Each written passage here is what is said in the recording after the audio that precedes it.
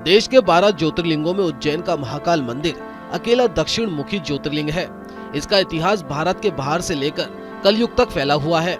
महाकाल मंदिर की स्थापना द्वापर युग में भगवान श्री कृष्ण के आने से पहले हो गई थी।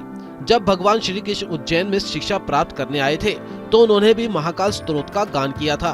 गोस्वामी तुलसीदास ने भी महाकाल मंदिर का उल्लेख रामायण में किया है।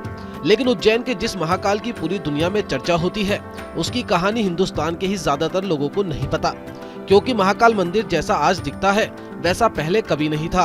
द्वापर युग के बाद जैसे ही कलयुग शुरू हुआ उसके बाद उज्जैन महाकाल मंदिर मुस्लिम शासकों के निशाने पर आ गया था और फिर जो हुआ उसे भारत कभी नहीं भूल सकता।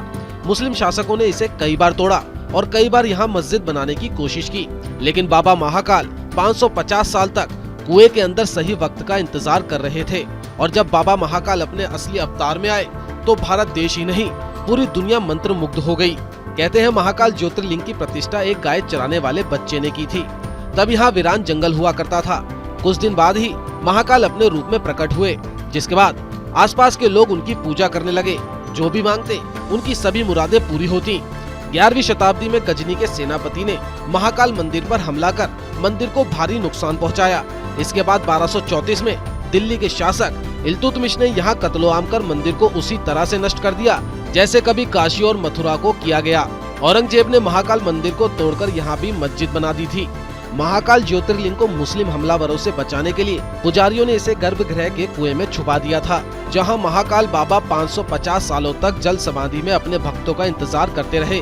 राजा विक्रमादित्य से लेकर राजा भोज तक ने इस मंदिर का निर्माण कराया था। कई बार इसे तोड़ा गया और कई बार इसे फिर से हिंदू राजाओं ने खड़ा किया। सन 1800 के आसपास महाकाल मंदिर का नए तरीके से निर्माण ग्वालियर के सिंधिया महाराज रणोजी सिंधिया ने कराया था। औरंगजेब ने यहाँ जो मस्जिद बनवाई थी उसे कार सेवकों की तरह तोड़कर फिर से महाकाल बाबा का मंदिर बनवाया गया। जरा सोचिए, अगर रणोजी सिंधिया ऐसा नहीं करते तो शायद ये मामला भी कोर्ट में चल रहा होता। प्रधानमंत्री नरेंद्र मोदी ने उज्जैन में महाकाल कॉरिडोर का उद्घाटन कर देश को महाकाल कॉरिडोर की सौगात दी है। इसे 865 करोड़ की लागत से बनाया गया है।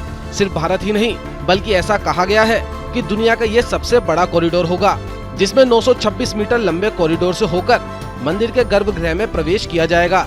इसके अलावा 25 फुट ऊंची और 500 मीटर लंबी एक पेंटिंग वाली दीवार भी बनाई गई है। इस कॉरिडोर में 108 शिव शंभू का निर्माण किया गया है, जिसमें शिव के अलग अलग मुद्राएं बनाई गई हैं। इसके साथ ही महाकाल पथ के किनारे भगवान शिव की प्रतिमाएं लगाई गई हैं। महाकाल के इस भव्य मंदिर को देखकर आज मुस्लिम आक्रांताओं को नींद नहीं आ रही होगी, लेकिन वहीं महाकाल के भक्त आज खुश होने के साथ साथ जश्न मना रहे हैं।